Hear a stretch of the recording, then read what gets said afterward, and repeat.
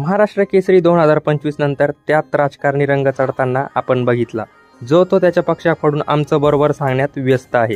त्यात आता रोहित पवारांची एंट्री झाली। ते काय म्हणाले ते सर्व सांगणार आहे। त्या पहिले जर तुम्ही चॅनलवर नवीन असाल तर चॅनल सबस्क्राइब करून घ्या आणि बाजू असणारी घंटी दाबा, म्हणजे मी व्हिडिओ टाकली की सर्वात पहिले तुम्हाला दिसेल।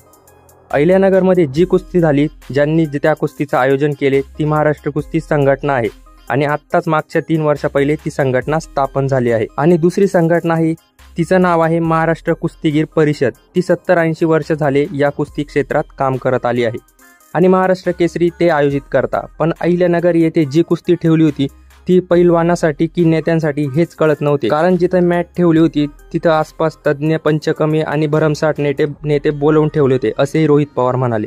आणि तिथं जी कुस्ती आयोजित केली ती कुठल्या पैलवानाला जिंकवण्यासाठी आयोजित केली होती का, असा सुद्धा प्रश्न सध्या महाराष्ट्र विचारतोय। आणि जे यापूर्वी महाराष्ट्र केसरी झाले त्यांचा कुठलाही मान सन्मान तेथे ठेवण्यात आला नव्हता।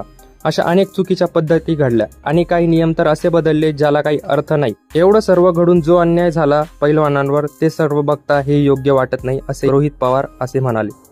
आणि काही नियम तर असे बदलले ज्यात काही अर्थ नाही आणि एवढं सर्व घडून जो अन्याय झाला पैलवानांवर हे सर्व बघता हे योग्य वाटत नाही, असे रोहित पवार म्हणाले। त्यामुळे महाराष्ट्र केसरी परत एकदा परिषदेच्या माध्यमातून पवार साहेबांच्या मार्गदर्शनाखाली कर्जत जामखेड येथे घ्यावी अशी मी विनंती केली आहे आणि कुठल्याही पैलवानाला जिंकवण्यातही आम्ही ही महाराष्ट्र कुस्ती घेणार नाही याची काळजी घेऊ। पैलवानाला निष्पक्ष व्यासपीठ देणार आहोत अशी मागणी करत आहोत। जर त्यांनीही ही भूमिका मान्य केली तर मार्च अखेरीस खरी महाराष्ट्र केसरी कर्जत जामखेडला होईल, असेही ते माध्यमांवर बोलले। रोहित पवारांच्या बोलण्यावर तुमचं काय मत आहे तुम्ही मला कमेंटमध्ये सांगू शकता आणि व्हिडिओला एक लाईक करा।